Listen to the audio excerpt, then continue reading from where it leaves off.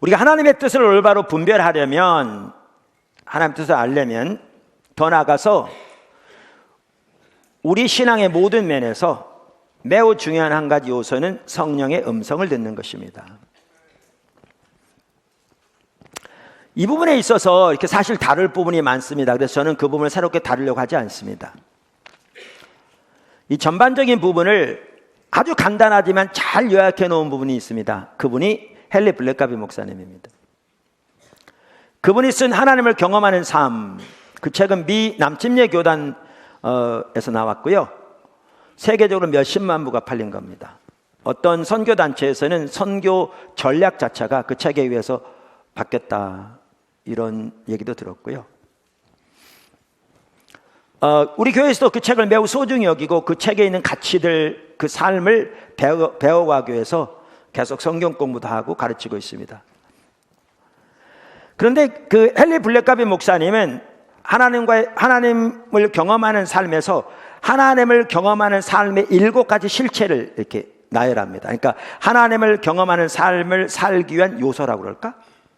그걸 실체라고 표현하는데, 그 중에 4번째가 이겁니다.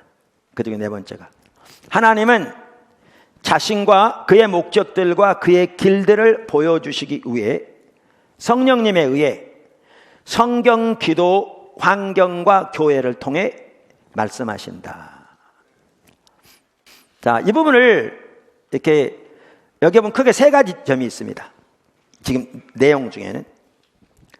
자, 첫째, 하나님은 오늘날 성령님에 의해서 말씀하십니다.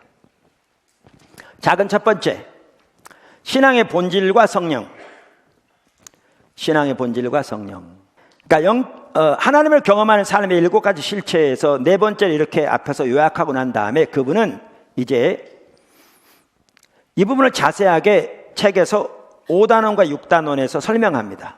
제목을 하나님은 말씀하신다라는 제목으로, 이 하나하나를. 그러면서 거기에 보면 이렇게 말합니다. 하나님은 구약 시대에는 선지자들을 통해서 다양한 방법으로 말씀하셨다. 성경이 명백하게 이렇게 말하고 있거든요. 히브리서 1장 1절에. 옛적의 선지자들을 통하여 여러 부분과 여러 모양으로 우리 조상들에게 말씀하신 하나님이, 이렇게. 그 다음에 복음서에서, 즉 예수님이 이 땅에 계실 동안에는 하나님 어떻게 말씀하셨죠? 예수님을 통해서 말씀하셨습니다. 예수님이 하나님을 계시하러 오신 분입니다. 예수님이야말로 하나님에 대한 가장 온전한, 가장 최종적인 계시입니다. 그리고 하나님은 예수님 안에서 말씀하셨습니다. 그래서 예수님이 이 땅에 계신 동안에는 하나님은 예수님을 통해서 말씀하셨습니다. 자, 그러면 예수님이 십자가 못 박혀 돌아가시고 부활하신 후에 승천하셔서 이제 성령을 보내주셨는데, 오순절날 성령이 이 땅에 임한 이 교회 시대에는 그럼 하나님은 어떻게 말씀하시는가? 성령님에 의해 말씀하십니다. 이게 이제 헨리 블랙가비 목사님이 말씀하신 건데, 이건 그분의 말이 아니라 성경에 보면 명확합니다. 할렐루야. 그래서 하나님은 오늘날 성령님에 의해 각 성도들에게 말씀하십니다. 그러므로 우리는 오늘날 성령을 통해서 말씀하시는 하나님의 음성을 들어야 합니다. 성경은 성령이 교회들에게 하시는 말씀을 들을지어다, 이렇게 말씀하고 있지요. 근데 제가 작은 첫 번째 제목을 뭐라고 그랬냐면, 우리 신앙의 본질과 성령, 이렇게 말씀했습니다. 그런데 예수님이 이 땅에 계실 동안에 예수님은 무엇보다 신앙의 본질 가운데 행하셨다는 것을 강조하는 성경이 요한복음입니다. 그러니까 예수님이 당연히 그 삶을 사셨는데요, 어느 성경책보다 그 부분을 가장 잘 설명할 뿐만 아니라 강조하는 책이 요한복음입니다. 그래서 요한복음에 보면 예수님이 무엇보다 신앙의 본질 가운데 사셨다라고 말합니다. 다시 말하면 가장 먼저 예수님이 하나님과의 친밀한 교제 가운데 사셨다는 것을 강조하고 있습니다. 그것을 요한복음은 예수님이 아버지 안에, 아버지가 예수님 안이라는 말로 표현합니다. 그리고 요한복음에 보면 예수님의 모든 사역과 예수님이 전하신 모든 말씀이 바로 그 관계에서 나왔다라는 것을 말하고 있습니다. 그리고 그 동일한 저자 위에 쓰여진 요한일서 1장 3절에 보면 우리가 수없이 살펴본 것처럼 우리의 구원을, 우리의 신앙을 한마디로 하나님과의 사귐이라 이렇게 표현하고 있고, 그걸 다른 말로 하나님을 아는 것이다 이렇게 표현합니다. 그러면서 요한복음 17장 3절에서 예수님은 영생을 한마디로 하나님과 예수님을 아는 것이다 이렇게 표현합니다. 지금 하나님을 안다는 말은 하나님과 친밀한 사귐을 통해서 그분의 성품과 의도를 친밀하게 아는 것을 의미합니다. 그 다음에 신앙의 본질의 또 한 가지의 면은 하나님의 행하심을 보고 그 일에 온 삶으로 동참하는 것인데, 요한복음은 정확하게 예수님이 이 삶을 사셨다는 것을 강조하고 있습니다. 요한복음 전체에 명확하게 나오지만 그 핵심적인 구절이 요한복음 5장 17절, 19절, 20절입니다. 거기에 보면 예수님께서 아버지가 오늘까지 일하신다. 나도 일한다. 나는 스스로 아무것도 할 수 없다. 나는 아버지가 행하신 걸 본다. 그것을 나도 행한다. 아버지가 아들을 사랑하셔서 아들에게 아버지 행하신 모든 것을 보이신다. 이렇게 말씀하고 있습니다. 심지어 예수님은 아버지가 행하시는 걸 보았을 때 그 일을 행하고 그것을 마치는 것을 자신의 양식으로 하셨다. 음식, 밥, 이렇게 표현하고 있습니다. 뿐만 아니라 요한복음은 예수님이 이렇게 철저하게 신앙의 본질 가운데 사셨다는 걸 강조하는 동시에 요한복음은 어느 성경보다 예수님이 철저하게 하나님 중심적인 삶을 사셨다는 사실을 강조하고 있습니다. 지나칠 만큼 철저하게 강조하고 있습니다. 그래서 하나님의 자원으로 하나님의 목적을 위해 하나님의 방법으로 사셨다는 것을 반복적으로 강조하고 있습니다.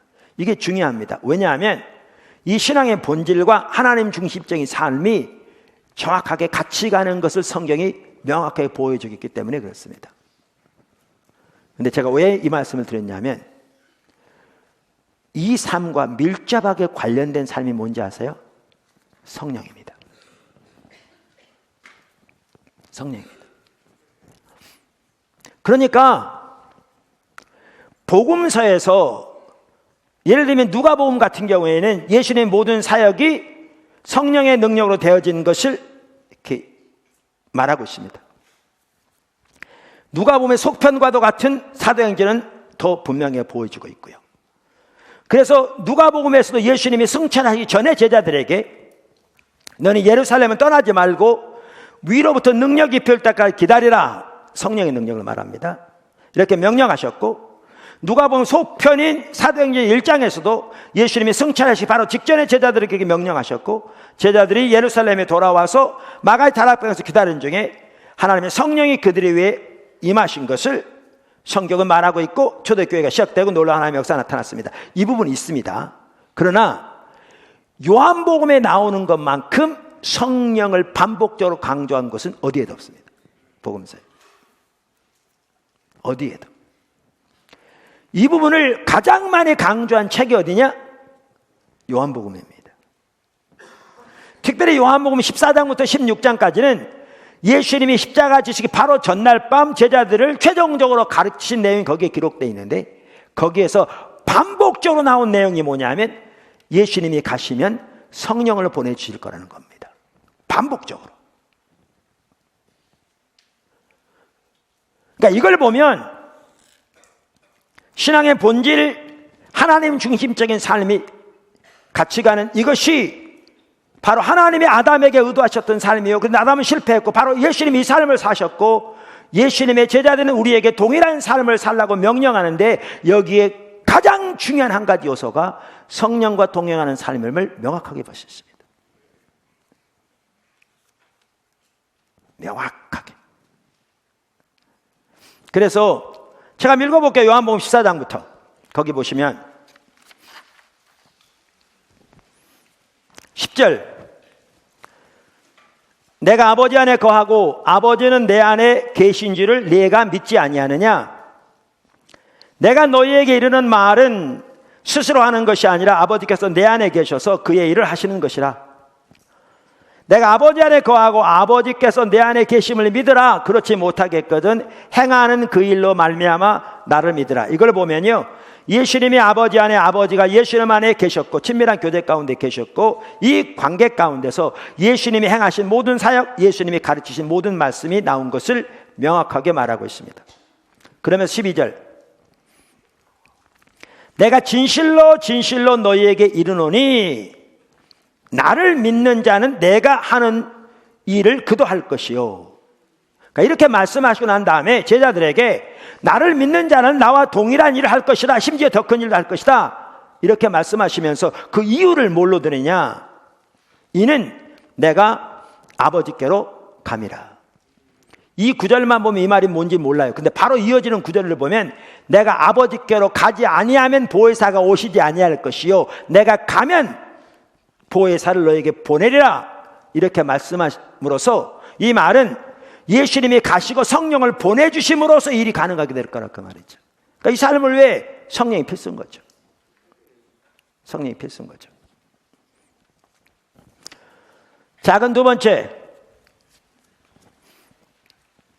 우리 신앙의 한 핵심은 성령의 인도를 받는 것입니다. 우리 신앙의 한 핵심은 성령의 인도를 받는 것입니다. 자, 먼저 우선 신약 시대는 성령의 시대입니다. 자, 요한복음이 이 부분을 명확하게 강조할 뿐만 아니고 신약 성경 전체를 보면, 특별히 그 중에서도 사도 바울의 서신서들을 보면 신약 시대가 성령의 시대인 것을 명확하게 알 수 있어요. 의심할 나위 없이. 의심할 나위 없이. 명명백백하게. 다르게 말할 수 없을 정도로.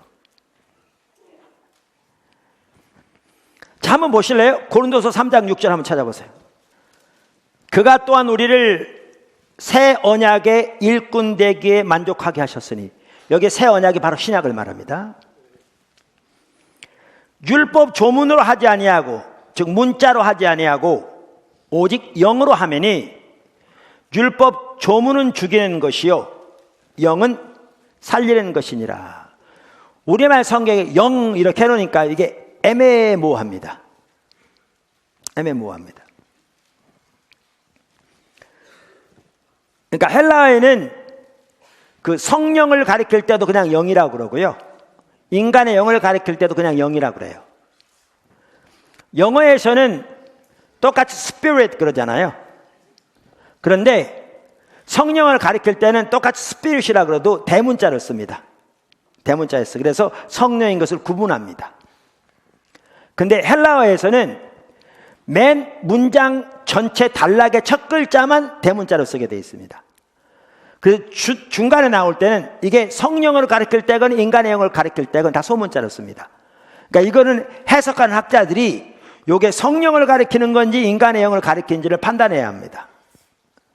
그런데 이 구절은 명확하게, 또 성경 전체적으로 볼 때 명확하게 성령을 가리킵니다.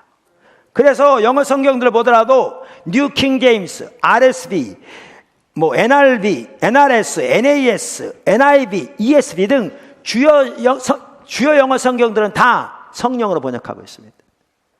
성령을 가리킵니다. 자, 그럼 여기 보십시오.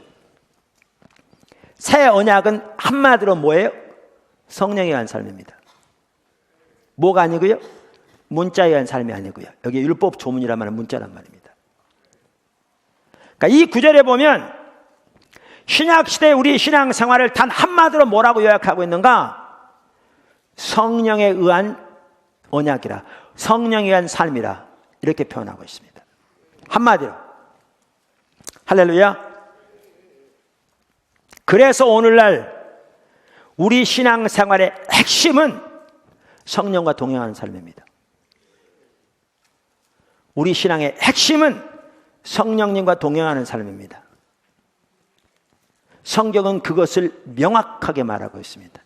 그리고 성령과 동행하는 삶의 한 중요한 요소는 성령의 인도를 따르는 삶입니다. 뭐라고요? 성령의 인도를 따르는 삶입니다. 이걸 가장 잘 보여주는 성경 구절이 로마서 8장과 갈라디아서 5장입니다. 사실 두 구절 다 매우 중요한 성경 구절입니다. 로마서 8장은 학자들이 로마서의 꽃이라고 말하는 그 장입니다. 그래서 로마서 8장 한번 보실래요? 자, 1절부터 한번 보시죠. 그러므로 이제 그리스도 예수 안에 있는 자에게는 결코 정죄함이 없나니. 이게 7장부터 보시면 놀라운 말씀입니다. 지금 제가 그걸 설명하려고 하지 않고요. 이는 그리스도 예수 안에 있는 생명의 성령의 법이 죄와 사망의 법에서 너를 해방하였습니다. 할렐루야. 3절, 율법이 육신으로 말미암아 연약하여 할 수 없는 그것을. 자 보세요. 율법이 할 수 없었어요. 율법이 문제가 아니에요. 율법은 거룩하고 선해요. 문제는 뭐냐면 우리의 육신의 연약함으로 인해서 율법이 이룰 수가 없었어요. 무슨 말 이해하시죠? 그것을 이제 하나님이 이루셨다 그 말이에요. 그것을 하나님이 하시나니. 그럼 하나님 어떻게 하셨느냐? 곧 죄로 말미암아 자기 아들을 죄 있는 육신의 모양으로 보내요. 육신의 죄를 정하사 육신의 모양으로 하나님의 아들을 보내셔서 우리의 율법의 저주를 짊어지고 죄를 속량하게 하셨다 그 말입니다. 그래서 하나님이 하신다 그 말이죠. 율법이 하지 못하는 거를. 할렐루야. 그러면서 4장 보십시오. 4절 육신의 죄를 정하사, 중간부터 보시면 우리에게 율법의 요구가 이루어지게 하려 하심이니라. 할렐루야. 그래서 예수님의 십자가로 인해서 우리가 하나님이 하셨다 그 말이죠. 그렇죠? 왜냐하면 그분이 나무에 달리심으로 율법의 저주를 받은 바 되사 우리를 율법의 젖을 속량하신 거잖아요. 그래서 하나님이 일을 하셨다. 근데 제가 빼먹은 구절이 있어요. 아까 여기 4장 여기 보시면 육신을 따르지 않고 그 영을 따르는 우리에게. 어마어마한 말입니다. 우선 여기에 그 영은요, 의심할 나시 성령을 가리킵니다. 그 영. 그러면 여기 보시면 우리의 신앙을, 우리의 구원을 단 한마디로 뭐라고 표현합니까? 이게 어마어마한 얘기입니다. 이 구절에서 우리의 신앙을 한마디로 뭐라고 표현하느냐? 성령을 따르는 삶이라고 말합니다. 구원받은 하나님의 백성의 삶을 한마디로 뭐라고 표현하느냐? 성령을 따르는 삶이라고 말합니다. 성령을 따르는 우리에게 이루어지게 하셨다. 성령을 따르는 것이 조건이란 얘기가 아니라 성령을 따르는 것이 결과인 거죠. 예수님이 십자가 지셔서 우리를 율법의 저주에서 속량하신 그 결과로 우리가 성경에 말하는 참된 신앙은, 이 신앙인 성령을 따르는 삶을 살게 했다 그 말입니다. 그래서 이 구절이요, 갈라디아 3장 13절 14절이 말하는 내용과 똑같은 내용입니다. 이 구절이 갈라디아 3장 13절, 그리스도께서 우리를 위하여 저주를 받은 바 되사 율법의 저주에서 우리를 속량하셨으니 기록된 바 나무에 달린 자마다 저주 아래 있는 자라 하였습니다. 이는 그 결과로, 그 말이죠. 원인을 가리키는 게 아닌 결과입니다. 이는 그리스도 예수 안에서 아브라함의 복이 이방인에게 미치게 하고 또 우리로 하여금 믿음으로 말미암아 성령의 약속을 받게 하려 하심이라. 예수님께서 십자가에 달려 돌아가심으로 성경에 예언된 대로 저주를 받으셨는데, 저주를 받은 것은 우리를 율법의 젖을 속량하기 위함이고 그 결과로 아브라함의 복이 우리에게까지 미치게 됐는데, 그 복의 핵심이 뭐냐? 믿음으로 우리가 약속하신 성령을 받게 되었다 그 말입니다. 그래서 로마서 8장 그것을 이렇게 말하죠. 아까 살펴본 대로 율법이 우리의 육신으로 말미암아 할 수 없는 것을 하나님이 하셨는데, 하나님이 예수님을 인간으로 보내셔서 십자가 지게 하심으로 하셨다. 그래서 우리에 대한 율법의 요구를 다 이루어지게 하셔서 하나님을 믿는 우리로 하여금 육신을 따라 살지 않고 그 영을 따라 살게 하셨다. 여러분, 신앙의 핵심이 뭡니까? 십자가, 성령. 그래서 우리가 십자가 성령 컨퍼런스라는 것은요, 신약 성경의 가장 핵심을 요약해 놓은 겁니다. 복음을, 십자가와 성령.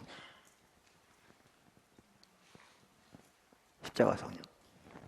그래서 성령의 인도함을 받는 삶을 살기 위해 한 핵심적인 요소가 뭐냐?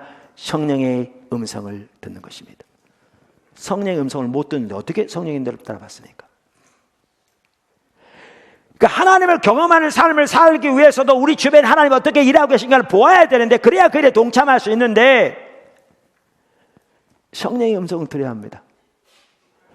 그래서 헨리 블랙가이 목사님 미 남침의 교단이라는 책도 그렇게 말하잖아요. 하나님은 성령님에 의해 말씀하신다.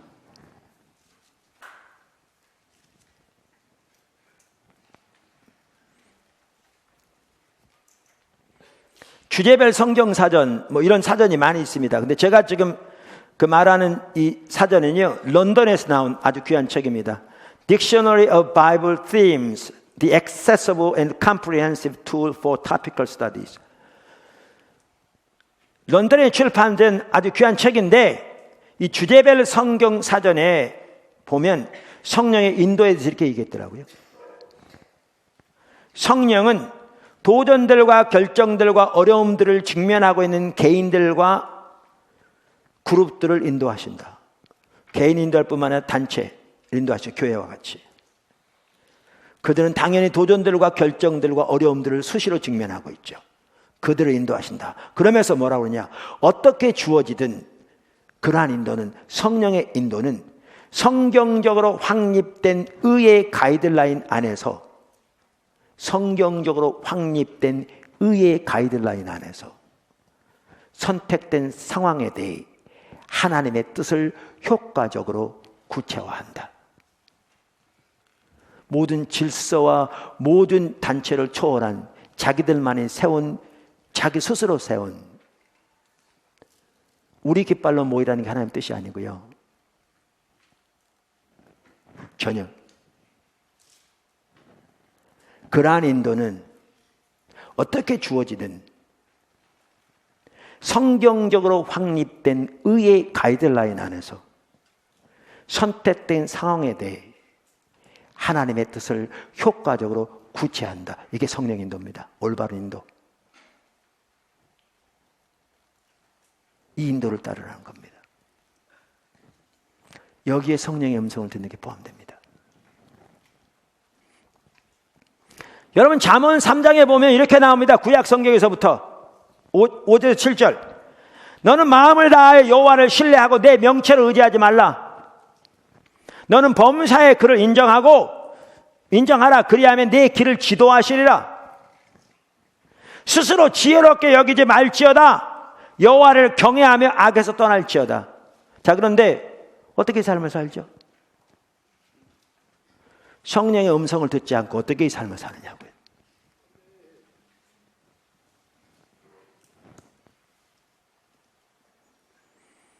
구약의 이스라엘 백성들의 경우에도 하나님의 직접적인 인도하심을 그들은 철저히 따라야 했습니다. 그들은 구름이 떠오를 때만 행진할 수 있었고, 구름이 떠오르지 않으면 그 자리에서 머물러야 했습니다. 그들은 매우 중요한 점은 구름이 이스라엘 백성들에게 맞추어지지 않았다는 것입니다. 이스라엘 백성들이 구름에 맞춰야 했습니다. 늘 대기하고 있으면서 경각심을 가지고. 신약시대는 더 마찬가지입니다. 한 예를 들을까요? 고린도에 복음을 전하러 바울이 갔습니다. 물론 하나님 인도를 따라갔습니다. 그는 주님을 따라가면서 하나의 확립된 패턴을 가지고 있었습니다. 그게 로마서 1장 16절에 나오는데, 어디에 가든지 먼저 유대인의 회당에 들어가서 그 회당에서 거기에 모인 유대인들에게 먼저 예수께서 복음을 전했습니다. 고린도에 갔을 때도 그렇게 했습니다. 하나님의 인도를 따르는 가운데 나타난 열매를 통해서 아마 확립된 패턴 같습니다. 그런데 우리가 잘 아는 대로 사도행전 18장 6절 7절을 보면 알 수 있듯이 유대인들이 바울을 받아들이지 않았습니다. 오히려 대적하기 시작했습니다. 그래서 바울이 그 옆집으로 옮겨서 복음을 전했고 많은 사람들이 예수를 믿고 침례를 받았습니다. 그런데 유대인들의 방해와 반대와 저항이 날로 심해졌습니다. 이 상황에서 바울은 그것을 떠나고 싶었을 것입니다. 근데 어떤 일이 있었느냐? 그날 밤 주님이 환상 가운데 바울에게 말씀하셨습니다. 두려워하지 말며 침묵하지 말며 말하라. 내가 너와 함께 있음에 어떤 사람도 너를 대적하여 해롭게 할 자가 없을 것이니 이는 이 성중에 내 백성이 많음이라. 사도행전 18장 9절 10절. 그래서 바울은 거기에 18개월을 머물렀습니다. 그리고 고린도 교회가 세워졌습니다. 그리고 궁극적으로 그 교회를 향해 고린도 전후서 성경이 쓰여졌습니다. 그때 그가 주님의 인도를 따르지 못했더라면 결과는 어떻게 되었겠습니까?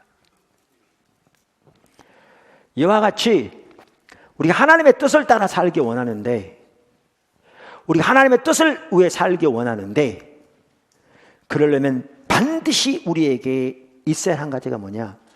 성령의 음성을 듣는 것입니다. 성령의 음성을 듣는 것에 자라나야 되고요, 분별하는 것에 자라나야 되고요, 하나님과 교제 안에 반드시 자라나야 합니다. 이것은 하나님의 뜻을 분별하는 데뿐만 아니라 하나님을 경험하는 삶에도 우리 신앙의 모든 면에서 핵심입니다. 물론 성령의 음성이라고 하면서 엉뚱한 일을 하는 사람들 많습니다. 성경에 확립된 의의 가이드라인 안에서라고 그랬잖아요. 이 부분 자라나야 되죠. 물론 이 자세한 내용들을 지금 다 살펴볼 수 없으면 제가 전반적인 원칙적인 면을 지금 다루고 있습니다. 오늘은 여기에 작은 세 번째, 교리에 의한 삶의 심각성. 여기서 반드시 살펴볼 게 이제 이겁니다. 우리의 신앙은, 우리의 삶은 철저하게 하나님의 말씀에 토대한 삶입니다. 할렐루야. 그리고 그 말씀의 토대 위에서 성령과 동행하는 삶입니다. 그래서 우리의 신앙생활은 신약시대는 더욱더 말할 것도 없이 말씀과 성령의 조화를 이루는 삶입니다. 이게 명명백백합니다. 지금 말씀드린 대로.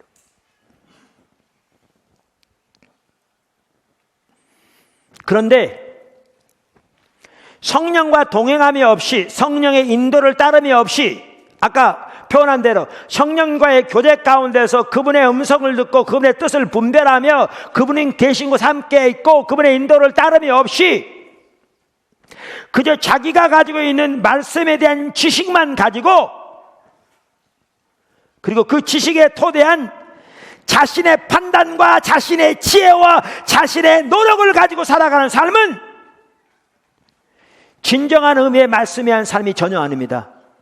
그것은 교리에 의한 삶에 불과합니다. 그걸 성경은 문자에 의한 삶이라고 말합니다. 아까 바울이 그것이, 그리고 그 문자는 죽이는 겁니다.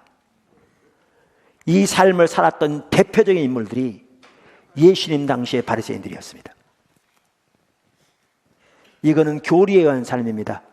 진정한 의미의 말씀에 의한 삶과 교리에 의한 삶은 다릅니다. 이건 무서운 겁니다. 문자는 죽이는 겁니다. 이게 바로 그 삶을 말합니다. 여러분, 바리새인들을 보십시오. 우리가 여러 차례 살펴봤지만 누구보다 성경적인 지식이 뛰어났습니다. 그리고 그들의 성경적인 지식은 정통적이었습니다.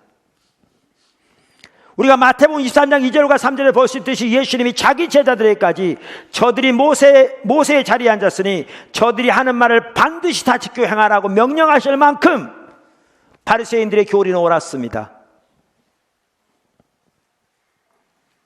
그러나 그들의 삶은 그저 그들의 교리에 의한 삶에 불과했습니다.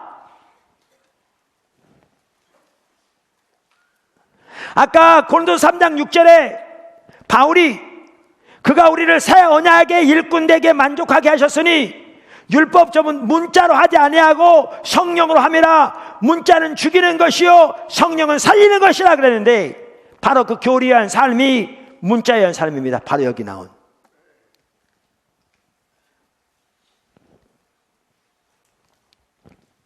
그 교리에 의한 삶은 심각합니다.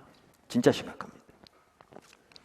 말씀드린 대로 바리새인의 삶에서 우리는 그걸 잘 볼 수 있습니다. 몇 가지 그 특징을 말씀드릴까요? 왜냐하면 이 부분은 봐야 돼요. 오늘날 말씀은 강조하는 건 매우 중요한데 말씀은 아무리 강조돼 지났으면 없을 만큼 중요합니다. 문제는 진정한 의미의 말씀이 한 삶이 되려면 성령과 동행하는 삶이 반드시 같이 가야 되는데 성령을 배제한 채 말씀을 강조하니까 말씀이 한 삶이 아니라 교리에 의한 삶이 되는 거죠. 바리새인들이 살았던 것처럼. 그리고 그 삶의 결과는 심각한 거죠. 그래서 살펴봐야 합니다. 바리새인의 삶을 제가 대표적으로 예를 들면서 그 심각성, 위험성을 살펴보겠습니다. 우선 그들은 살아계신 하나님과의 인격적인 관계가 없었습니다. 그들은 교리적으로 뛰어난 지식을 가지고 있었습니다. 성경적인 지식이 타의 추종을 불허할 만큼 뛰어났습니다. 그리고 그들의 교리는 정통적이었습니다. 그러나 그들은 그 성경에 말하는 살아계신 하나님과의 인격적인 관계가 전혀 없었습니다. 이걸 예수님께서 이렇게 말씀하셨습니다. 요한복음 5장 37절 38절에 또한 나를 보내신 아버지께서 친히 나를 위하여 증언하셨느니라. 너희는 아무 때에도 그분의 음성을 듣지 못하였고 그분의 형상을 보지 못하였으며 모세가 하나님의 영광을 본 것처럼 이사야가 하나님의 영광을 본 것처럼 아브라함이 하나님의 음성을 듣고 따라간 것처럼 이사야가 성전에서 하나님의 영광을 본 것처럼 바리새인들은 그런 것이 전혀 없었습니다. 그들은 교리만 가지고 있었습니다. 다니엘이 하나님의 영광을 본 것처럼 느헤미야가 하나님의 영광을 본 것처럼 바리새인들은 그런 하나님의 영광을 본 경험이 전혀 없었습니다. 하나님의 음성을 들은 경험이 전혀 없었습니다. 다시 말하면 그들은 인격적인 하나님과의 어떠한 인격적인 관계도 가지고 있지 않았습니다.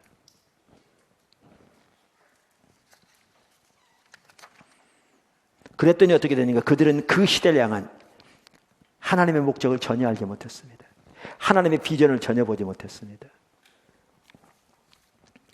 조나단 에드워즈 목사님이 늘 말하기를 어느 시대건 하나님께 쓰임받으려면 하나님께서 그 시대에 행하고 계신 일이 무엇인가를 주시해보고 그 일에 온 사람으로 동참해야 된다고 그랬는데 그들은 하나님이 그 시대에 어떤 일을 하고 계신지를 전혀 몰랐습니다. 당연한 일입니다. 왜냐하면 하나님과 인격적인 관계가 되어 있지 않았기 때문에. 그걸 이렇게 말합니다. 예수님께서 마태복음 16장 3절 아침에 하늘이 붉고 흐리면 오늘은 날이 굳겠다 하나니 너희가 날씨는 분별할 줄 알면서 시대의 표적은 분별할 줄 모르느냐. 그들이 그토록 기다리던 메시아, 특별히 하나님의 아들이 이 땅에 오셔서 인류의 구속을 이루고 계셨는데 그들은 하나님을 섬긴다고 하면서 그 하나님의 아들을 대적했습니다.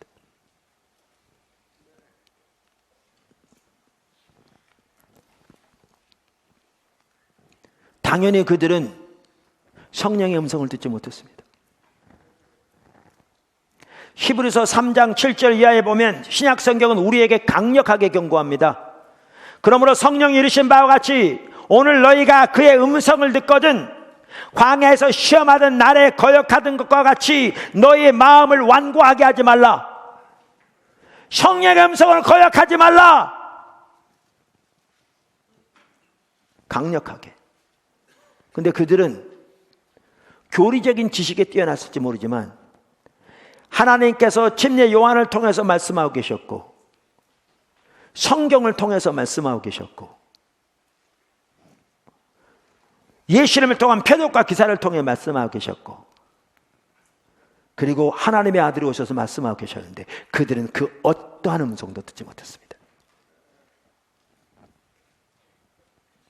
그 결과 바리새인들은 자신들이 천국에 들어가지 않으면서 다른 사람이 천국에 들어가는 것을 가로막았습니다. 마태복음 23장 13절에서 15절. 화 있을진저 외식하는 서기관들과 바리새인들이여, 너희는 천국문을 사람들 앞에서 닫고 너희도 들어가지 않고 들어가려 하는 자도 들어가지 못하게 하는도다. 화 있을진저 외식하는 서기관들과 바리새인들이여, 너희는 교인 한 사람을 얻기 위하여 바다와 육지를 두루다니다가 생기면 너희보다 배나 더 지옥 자식 되게 하는도다. 교리에 의한 삶을 훈련시키는 거죠. 전통에 기초한 교리에 의한 삶.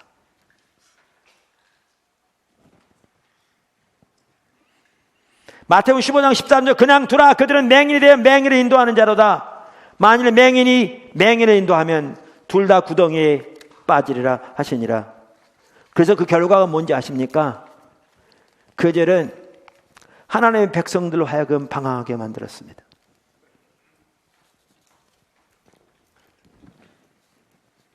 그들은 하나님의 백성들로 하여금 방황하게 만들었습니다.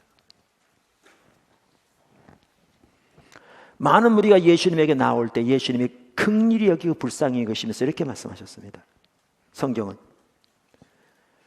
무리를 보시고 불쌍히 여기시니 이는 그들이 목자 없는 양과 같이 고생하며 기진함이라. 이게 그 시대의 심각성이었습니다. 목자가 없는 시대였습니다. 다시 말하면 진정한 리더가 없는 시대였습니다. 이 말은 무슨 말인가? 그토록 잘 가르치는 사람 많았고 성경적인 지식이 뛰어난 사람도 많았고, 말씀드린 대로 자기들 나름대로 많은 소위 의식적인 가르침을 가르치는 사람도 많았습니다. 근데 왜 목자가 없었는가? 로버트 클린턴 교수가 진정한 영적 리더십에 대해 정의를 올바로 잘하고 있다니까요. 영적 리더십의 중심 임무는 하나님의 목적을 향해 하나님의 백성들에게 영향을 미치는 것이다. 다시 말하면 하나님의 목적을 알지 못하면 리더가 될 수 없습니다. 이 말이 무슨 말인가? 그 시대 하나님이 어떤 일을 하고 계신지를 모르면 아무도 그 백성을 그리로 인도할 수 없습니다. 아까도 말한 대로 바리새인들은 성경적인 지식은 누구보다 뛰어났을지 모르지만, 그래서 그 지식에 기초한 자기들의 판단과 자기들의 지식과 자기들의 경험과 자기들의 힘으로 살았을지 모르지만 하나님과 친밀한 교제 가운데서 그 시대를 향한 하나님의 목적과 하나님의 비전을 보고 자신이 먼저 그리로 갈 뿐만 아니라 다른 사람을 그리로 인도하는 그 삶을 살지 못했기 때문에 백성들이 유리하며 방황했습니다. 이게 교리에 의한 삶의 무서운 점입니다. 이게 교리에 의한 삶의 무서운 점입니다. 이게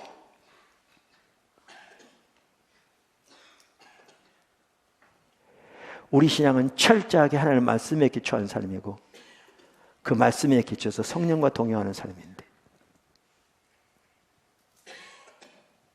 그게 성경이 말하는 신약시대 삶인데,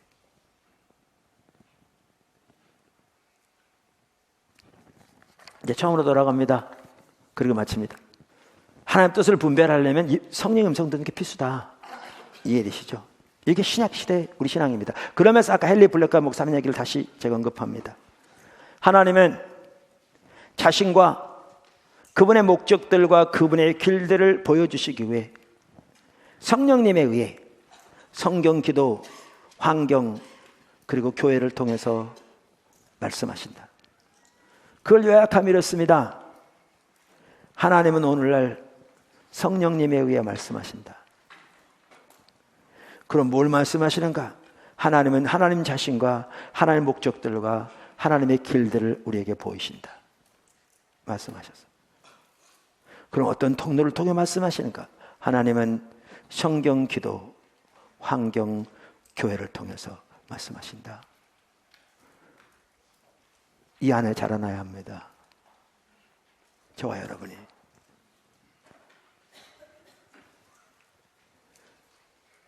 그래서 성령이 가시는 곳에 가고 성령의 음성을 듣고 성령의 뜻을 분별하며 성령의 인도를 따르는 삶을 살아야 합니다.